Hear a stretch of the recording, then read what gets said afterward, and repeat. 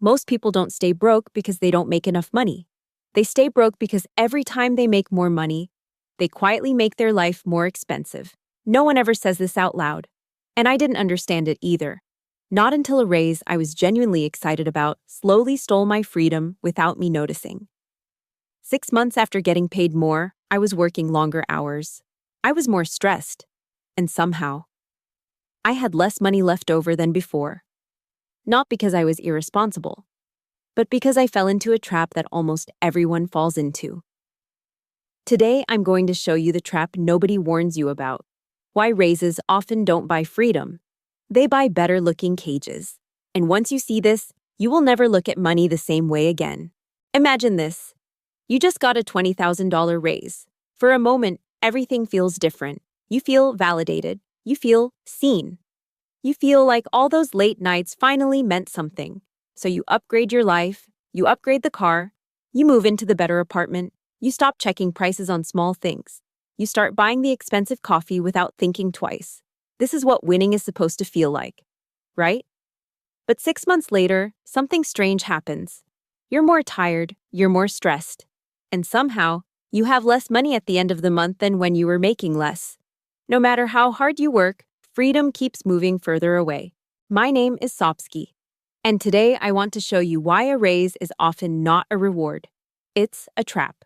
Not because money is bad, not because ambition is wrong, but because we were taught to measure money in dollars instead of what it actually costs us, which is our life. In this video, we're going to perform what I call a money reality check. I'm going to teach you how to stop looking at prices as numbers on a screen and start seeing them for what they really are. Days, weeks, months of your life that you will never get back. If you've ever felt like you're working harder but somehow falling further behind, this video will change how you see everything. And if you're ready to stop performing success and start building real freedom, hit that subscribe button below. Because this channel exists for one reason, to help you own your time again. I want to tell you about a friend of mine. Let's call her Maya. Maya worked 60 hours a week for years. She skipped vacations. She answered emails on weekends. She lived in constant, just push a little longer mode. She wasn't lazy. She wasn't careless. She was disciplined. And eventually, it paid off. She got the title. She got the raise. And the first thing she did, she bought a luxury SUV. She told me, Sopsky, I earned this. And she was right. She did earn it. But here's the part nobody teaches you. When Maya and I finally sat down and opened the books, the truth was brutal. That celebration car wasn't just expensive, it was costing her 15 days of work every single month. Not 15 hours, 15 days.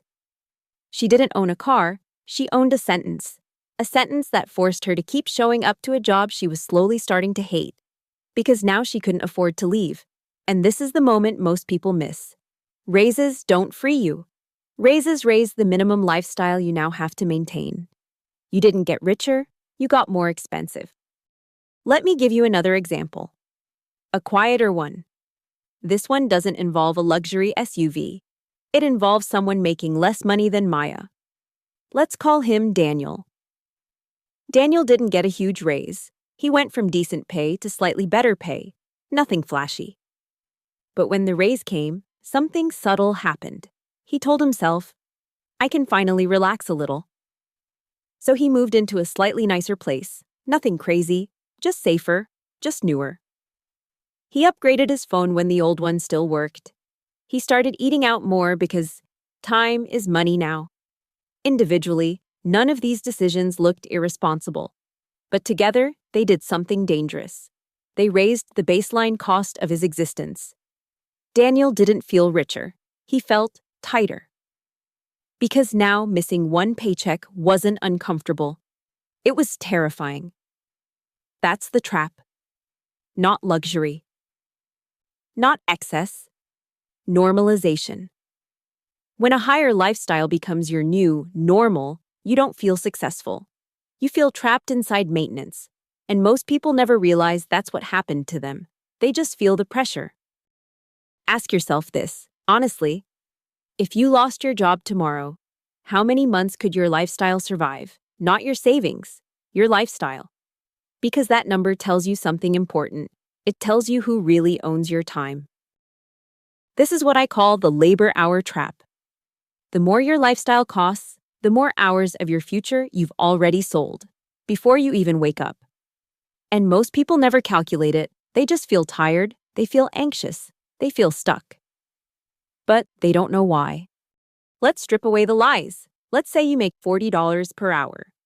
On paper, that sounds amazing, but paper lies. First, we meet the taxman.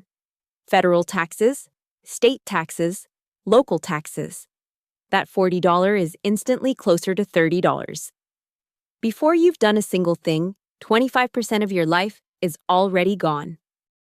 Now we subtract the costs nobody includes: transportation, gas, car maintenance, insurance, parking.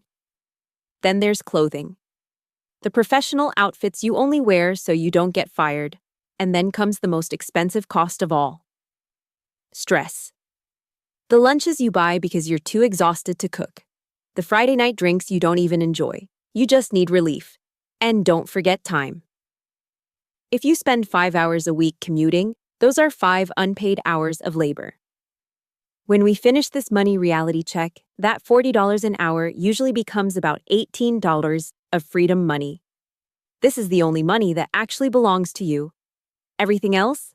That's just the cost of participating. Now that we know your freedom money is $18 an hour, let's revisit your shopping cart. A $150 night out? That's not $150. That's 8 hours of your life, an entire Monday, the alarm, the commute, the meetings, the emails. You traded all of that for one dinner. Was it worth it? That $1,000 designer bag? That's 55 hours. That's a week and a half of your existence hanging from your shoulder.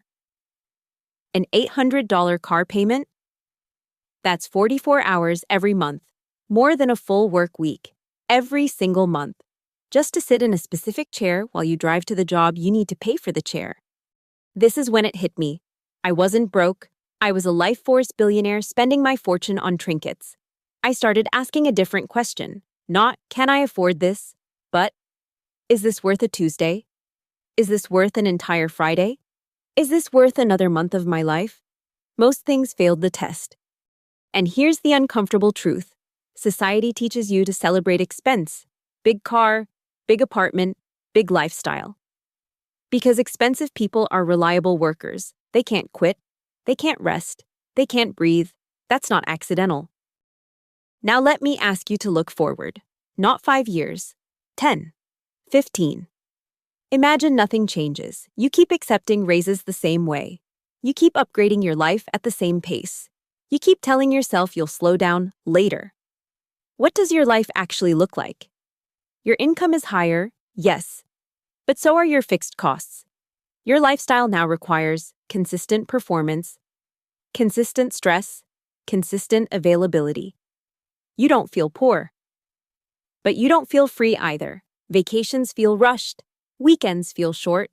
Rest feels earned, never allowed. And here's the part people don't expect.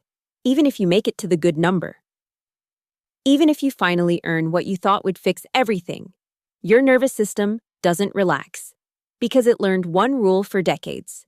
Stop moving and everything collapses. That's not wealth. That's a well-decorated treadmill. Now imagine the opposite path. Same income, but lower baseline, lower obligations, lower required performance. Suddenly, a bad month isn't panic. A bad year isn't ruin. A job isn't a prison. That's what buying back time actually does. It doesn't make life flashy. It makes life quiet. Here's how you win.